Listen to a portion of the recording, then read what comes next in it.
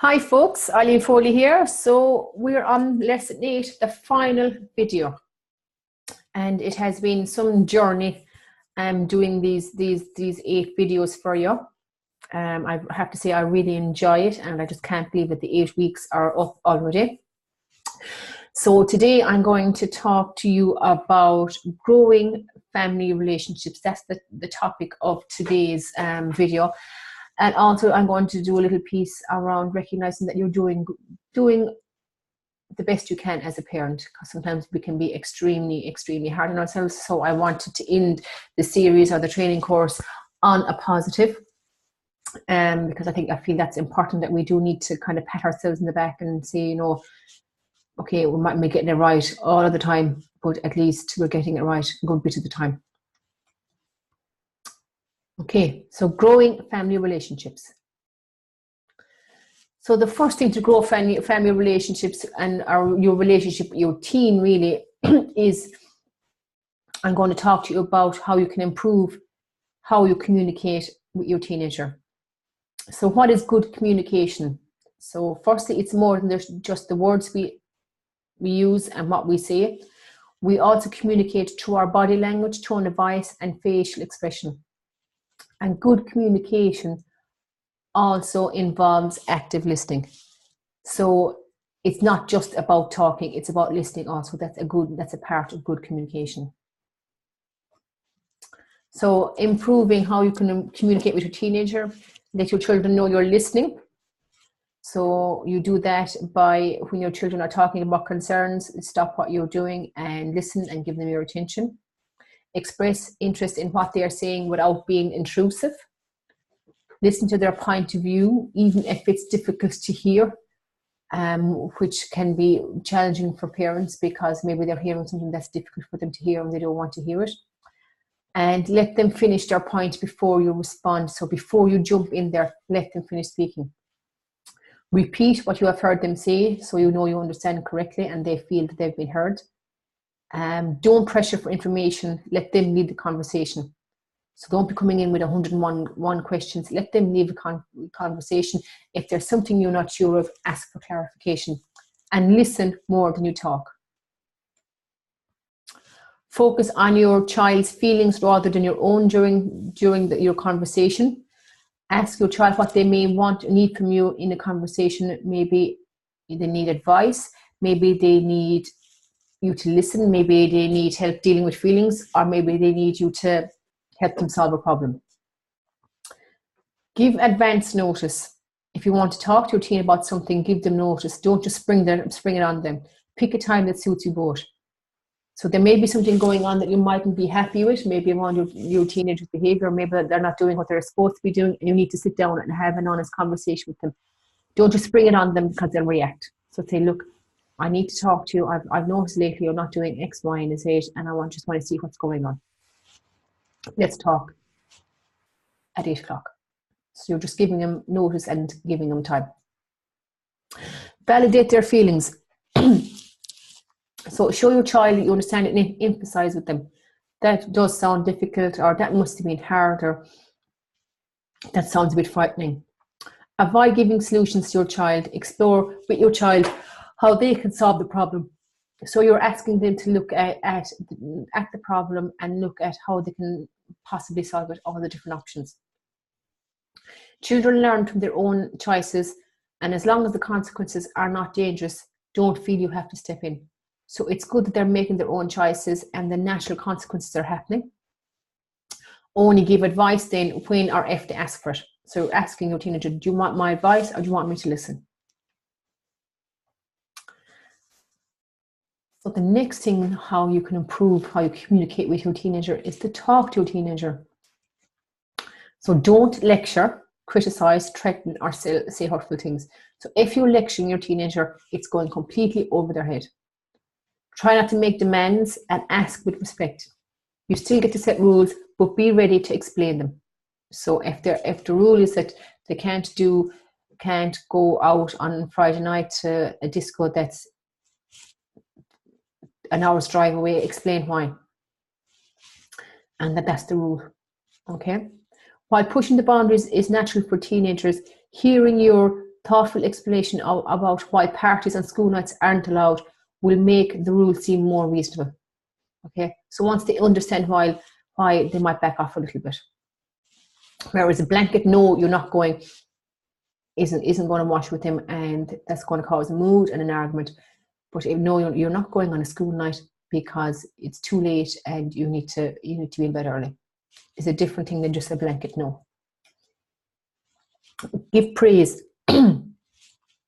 So teenagers like praise also.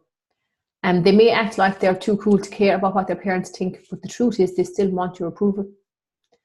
And I think sometimes parents can forget that and think that because they're teenagers, they don't need to be praised anymore or encouraged anymore, but they do actually love it. Control your emotions. So this is the hard one, especially if the conversation is around boundaries or rules and they're pushing the boundaries and they're pushing the rules and they're pressing your buttons.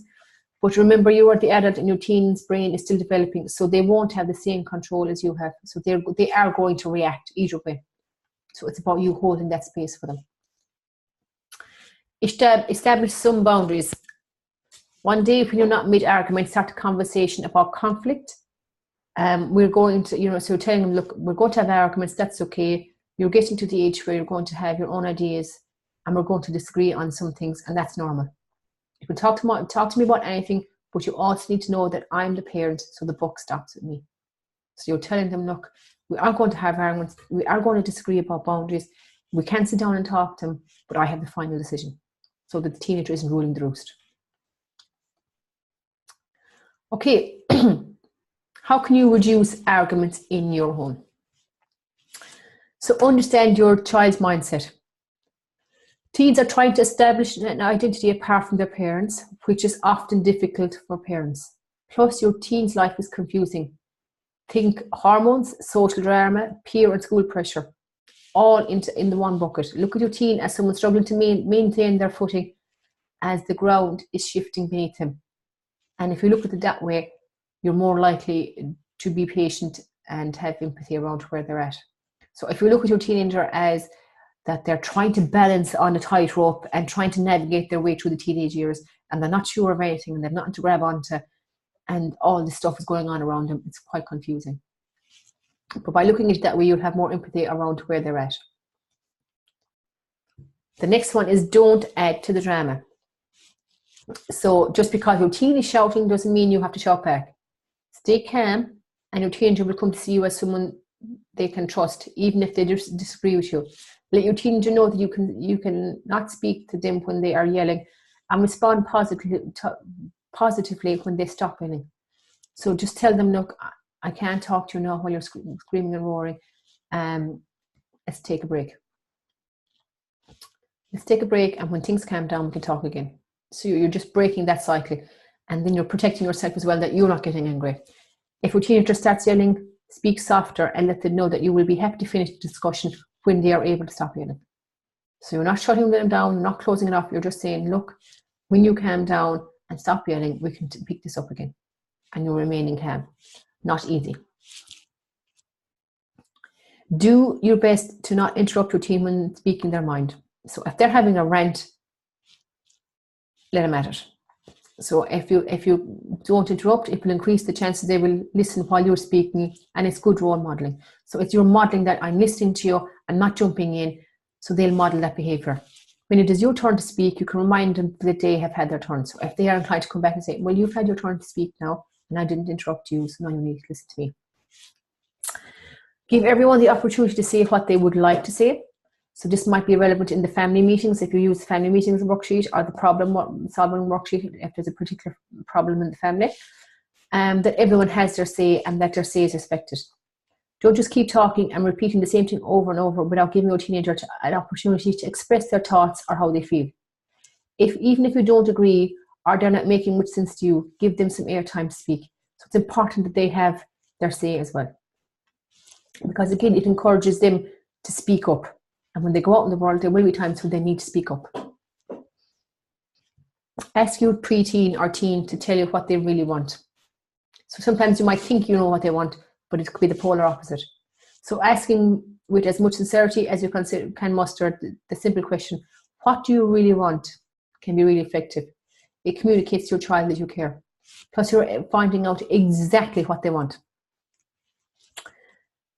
If things are getting out of control, of course, take a break. Let them know that you will take a break until everyone calms down, and then you will be willing to revisit the conversation. So if things are getting out of control, if everyone is shouting, say, okay, let's stop, let's take a break, we'll get back to it later. Pick your battles, and this is the big one. Your teenager will test you with what they wear, their music, and their beliefs. Be thoughtful about the battles. Know that much of the time they're just testing the waters and trying to figure out who they are. Decide if it's worth a screaming match, then let them make their own decision and figure it out for themselves. So you have to decide, is this worth a shouting match here now? If your teenager comes out of the room with spiked pink hair, is it worth the battle? So it's important that you let them, when possible, make their own decisions and figure it out for themselves. And compromise is the next one. When you're not going to compromise on the big issues such as personal safety, going to school, or look for opportunities to make small concessions. So it's just showing your child that you can negotiate and that you can compromise. Offering choices whenever possible and compromise if possible. And this can be a great tool for parents in both teaching teens to be more responsible, but also for improving your overall relationship with your teens. So if the answer is constantly no, there'll come a point where your teenager will stop asking and will start hiding things. Whereas if you can sit down with your teenager and compromise with them around going to the school disco, so you're going, you can go, okay, but these are the rules, and I'm dropping you and I'm collecting you, and there's no alcohol or there's no drugs, and you're respectful to people, then you can go for 3 hours. And your teen might say, well, I want to go for 4 hours. And then I'll come back and say, well, look, you can go for 3.5 hours. So you're compromising with them. So you're giving some little bit of leeway. So the biggest part of being a parent, and I'm always saying this, is that when our children are born, pretty much from the moment they are born, I would say bar the first 5 or 6 months, they're pulling away from us. So when they're born, we have to feed them and change them and clothe them and wash them. And then the baby will start to hold their bottle themselves. They will start to hold the spoon themselves, pick up the food off the plate. They'll start to roll over after a while. They'll start to sit up, and they don't need us anymore to do all those things. And bit by bit, our children are pulling away from them. So how can you, as a parent, let your teenager spread your wings without freaking yourself out? Okay, so the overall goal of parenting is to produce responsible, independent adults who have the ability to contribute to society. The goal of a parent in the teenage years, therefore, needs to focus on stepping back and coaching from the sideline rather than managing and directing their every move. So you're stepping back in the teenage years. So the first thing you need to do is adjust your expectations. So if you have low expectations of a teenager, then again, that will be the self-fulfilling prophecy. They will have low expectations of themselves. Keep treating them like children, and they will behave like children. Teenagers treated like children who end up either rebelling or displaying learned helplessness. So if they're treated like children, they'll behave like children and they'll become very helpless. Neither outcome prepares a teenager well for adulthood. Manage boundaries. So boundaries are a really good way of expressing expectations. A boundary clearly defines what is expected and what the consequence is of not meeting those expectations. While specific boundaries need to be clear and well defined, overall the setting and nature of boundaries, as you increase your expectations, it is logical you will need to expand the boundaries of your teenager's freedom and independence. So as your teen gets older, they will need more freedom, and you will have to expand those boundaries. And increased boundaries are vital for teenage developing the capacities to self-managing adults. So it's building them up the whole time to become an adult. Let natural consequences teach. By picking low risk boundaries first, you enable some teachable moments to occur without serious damage being done. Allowing your teen to manage their out of school time and balancing social life with homework is a relatively safe yet significant boundary to expand as they get into the middle teen years. So allowing them to time manage and to manage their social life and to manage all the activities and still get everything done is a vital skill they need. If they make a mess of it in any given week, the consequences are unlikely to be permanently damaging or harmful, but there will still be valuable and powerful learning opportunities that come from it. And next, don't freak out, give freedom little by little. So you're building it up the whole time. It's not that they arrive at the age of 13 and you kind of go, right, off you go, you can do what you want. You're building up that freedom and relaxing those boundaries bit by bit. Okay, so the next bit of this video is about knowing you're doing your best as a parent. So parenting is the most trying, testing, challenging, rewarding, fulfilling, worthwhile role in the world. With it comes the ups and downs, the joys and sadness, and the unconditional love we have for our children. Asking ourselves the question, am I a good parent, is something we will always probably do. So how do we know we are getting it right? Well, at least part of the time anyway. So how do we know we're getting it right part of the time? Okay, if your children are happy most of the time, it shows there is a level of safety and security in the home which children need to thrive. If your child is reaching their milestones, then they are growing and learning, which needs a parent's support and input. So if they're reaching their milestones, they can't do that without you. So it means you're very involved.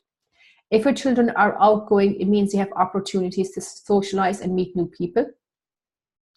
If your children are getting more independent and time goes on, it means they learn valuable life skills to cope on their own for when they reach adulthood. So if their independence is building the whole time, then you're doing your job.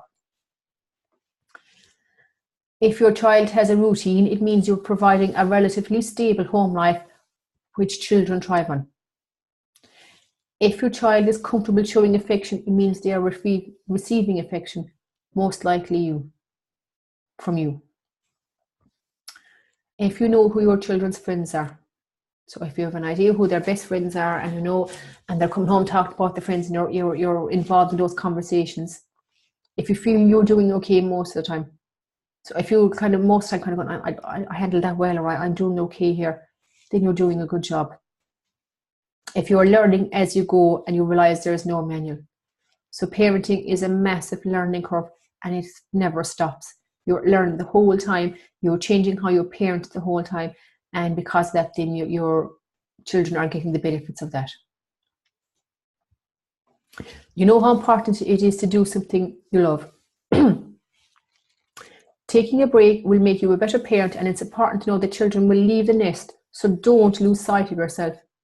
So this often happens where someone who gives up work and stays at home to rear the kids, and then the children go out in the world, and then what does the person do? So it's important to take time for yourself to keep up your own interests, because your children will leave you someday. They will move out and go out into the world. If you reach out for support when necessary. So if you know that, okay, I'm struggling here, or my teen is struggling here, or my child is struggling here, I need to get advice somewhere, and you do that. You don't let it fester. And if you're relatively happy in your role as a parent, then you're doing a good job. If you're relatively happy. Now, it's not all hearts and roses and everything, and it can be quite challenging, but if you kind of think, yeah, I'm doing good enough here. If after going through this list you've nodded your head more than a few times and thought, I'm actually not doing too bad as a parent, you're doing your best as a parent. We are all trying our best and learning on the job. We will make mistakes, mess up, get angry, freak out, and start all over again. So don't beat yourself up. Pick yourself up and dust yourself off and try again. Our children are resilient and forgiving. They love us no matter what. Trust in that and trust in yourself. So I wanted to end on a real positive, that we as parents are doing the best we have with the skills we have. And I'm hoping that after this 8-week program, you have new skills now. So you know your parenting style and you know your communication style, and you've got loads of tips on how you can communicate effectively with your teenager and with your children. And you're very clear on, you know, what roadblocks there are to communication. You've learned all about how you can create boundaries and how to manage boundaries and how to slowly relax the boundaries with your teenager. You have also learned about alcohol and drugs, and you know what's involved there in relation to alcohol and drugs, and how you can talk to your teen about alcohol and drugs. I did a module on trusting your gut instinct, which is a really big part of parenting, and helped you identify out of character behaviors for your teens and how you can create a relationship with your teen, a trusting relationship, so that they will come to you if there is something bothering them. I've also, in module 7, we talked about how you can make positive changes in your family, how you can manage your stress, react to or respond to challenging times. And, you know, 3 tools were there for organizing a family week and managing screen time and working out problems in the problem solving worksheet. And finally, in this video, I went through how you can improve how you communicate with your teenager or with your children, and how you can reduce the arguments. So again, that's all part of communication. And, you know, the importance of letting your teenager spread their wings, as scary and all as it sounds. And finally, the final piece, knowing that you're doing well as a parent, which I think is really, really important, because as I say, we can be so hard on ourselves and we can be so critical of ourselves, and we can beat ourselves up for the one time that we get it wrong and ignore the 10 times we got it right. So knowing that you're doing well as a parent is a big part of it as well. So finally, today's quote is, "Without my children, my house would be clean and my wallet would be full, but my heart would be empty." And I really want you to connect with that saying, that without your children, I guess life would be very samey. So the thing with having children is that it's always changing. Your child is always changing. As a parent, you are always changing. And to enjoy these years with your teenager, because there's, you know, the clock is ticking. When they hit 18, when they go to college or go out to work, they're going to have their own lives. You're probably seeing that they already are starting to develop their own lives. So that's only going to increase as they get older. So enjoy them while you can, and challenging and all as it can be. As always, post your comments, feedback, questions into the Proactive Parents group. If you have any concerns, any issues, anything you want support about, that's what the group is there for. There's a nice size group now of fairly experienced parents who have been there, done that, and are more than willing to lend a hand. So don't forget to pop in there. So that's it, folks. I've really enjoyed doing the 8 modules with you. I hope that you have gotten a lot out of them. And as part of the membership site, you can log in anytime you want and rewatch all the videos over and over if you need to refresh them. So please do that, because every time you watch them, you will pick up something different, I'm sure. So that is it, folks. That is the end of the Proactive Parents Navigating the Teenage Years. As I say, I hope you enjoyed the training, and I will speak to you all soon. Take care. Bye.